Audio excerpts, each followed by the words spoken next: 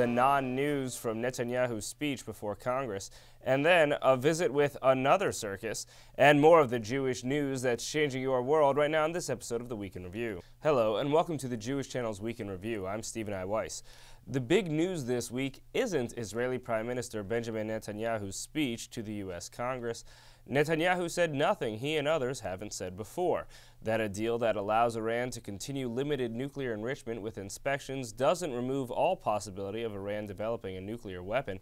It's still possible for Iran to fool inspectors, to hold out until deadlines have passed, or to play a special waiting game where the breakout toward developing a nuclear weapon would come at a time when Western powers aren't able to quickly assemble a coalition to stop it.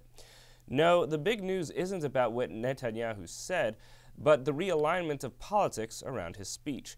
For starters, there's the great clarity on the divide between Netanyahu and President Barack Obama. Netanyahu has clearly cast his lot with leaders in the Republican Party and openly and plainly defied the president in his own national capital. Secondly, there's the divide within the Democratic Party. Many headlines have been written to the effect that somewhere between 50 and 55 Democrats in Congress skipped the speech, snubbing Netanyahu and casting their lots with Obama. But of course, that means that approximately 180 Democrats, or between 75 and 80%, decided to attend the speech. The vast majority of prominent elected officials in the president's party, then, were more concerned about being seen as snubbing Netanyahu than being seen as snubbing Obama. Why do these two things matter? Well, Netanyahu's political posturing matters almost exclusively for one thing: the Israeli elections scheduled for March 17th. When the elections were announced, we said it would take something truly extraordinary to shift the results from what all polling suggests they would be, which is a largely right-wing coalition led by Netanyahu. Netanyahu's stiff-arming of a U.S. president and globally broadcast speech before Congress truly adds up to something extraordinary. Now, the question is whether it will help him or hurt him on Election Day. On the question of Democrats in Congress aligning themselves with Netanyahu, it raises the possibility that we might really see a break with the Obama administration on an Iran deal, and the possibility of new sanctions voted on by Congress, or Congress refusing to ratify certain deals presented to it by the Obama administration.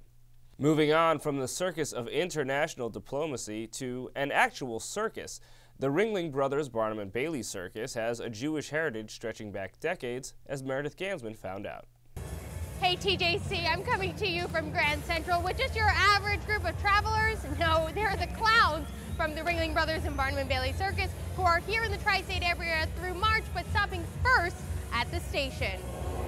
Leading the circus is Feld Entertainment, which has owned the circus since 1967, when Irvin Feld bought the Ringling Brothers from a Ringling relative. He went to the Colosseum in Rome, is actually where the signing ceremony was, and he bought the greatest show on earth. Now the Feld sisters, Alana, Nicole, and their sister Juliet own the 145-year-old circus. And 50 years after taking hold of Ringling Brothers, Feld Entertainment has cornered the family entertainment industry, also producing Disney on Ice and Disney Live, to name a few. And for us, it's particularly meaningful, especially as moms, to be able to create entertainment for families and our contemporary families. Over the years, Nicole and her father became the first father-daughter team to produce the circus. And during the 140th season, Alana and Nicole became the first sister team to do the same. The circus installation in Grand Central Station puts the Felds ringside with their customers to try out circus staples like the slackline and the strongman challenge.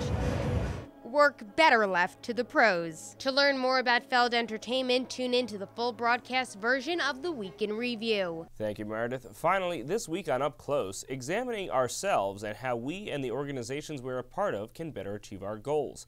Meditating is the hot new thing for major corporations, and New York Times business reporter David Gellis has been meditating for more than a decade.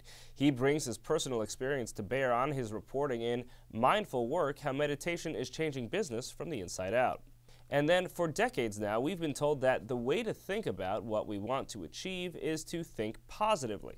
But scientific research shows otherwise. New York University professor Gabriela Oettingen discusses her book, Rethinking Positive Thinking, Inside the New Science of Motivation. Here are some of the highlights from my interview with Gabriela Oettingen. So a funny thing happened with your book.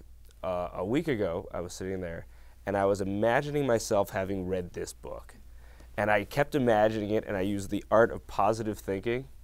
And for an hour, I did this. An hour went by, I had not, in fact, read the book. What was I doing wrong here? You fantasized yourself in having read the book. But aren't we told by so many people positive thinking is what gets results? I know. Everybody is kind of sort of thinking that positive thinking brings you into your desired future. But actually our data show, and our data since about 20 years, have shown that this is not like that. It's more complicated. What led you to this idea in the first place? Where'd you get the idea? Maybe all this positive thinking isn't working out for everybody. At the beginning, when I started to work on thinking about the future, I thought that expectations, the likelihood judgments that things will happen in the future, and daydreams work in the same direction.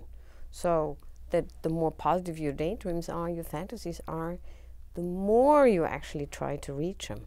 And then we did some studies, and then we showed, for example, that the more positively overweight people fantasized about their success in weight loss, the less weight they lost 3 months later, 1 year later, and even 2 years later.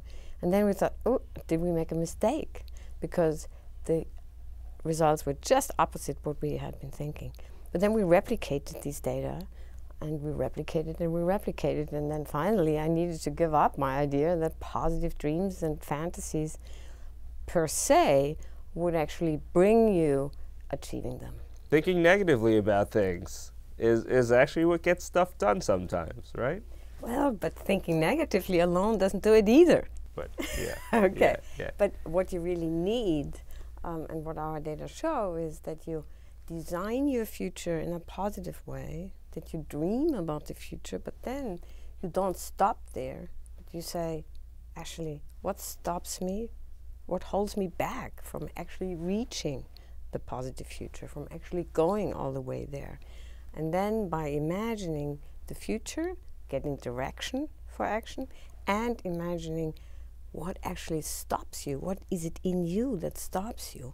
By imagining that, by finding that obstacle and imagining that obstacle, you get also the energy to follow up on your desired future. You can see the full episode of Up Close on the Jewish channel on cable. You can also listen to the full audio of Up Close as a podcast, available on iTunes or in your favorite podcast player. That's all for this week. From all of us here at the Jewish channel, be well. The Jewish channel is available on cable: Time Warner Cable Channel 1640, IOPLING Channel 505, RCN Channel 268, Cox Cable Channel 1, Bright House Channel 330, Verizon Fios Channel 900, and on Comcast on the on-demand menu on premium channels. For more information, visit tjctv.com.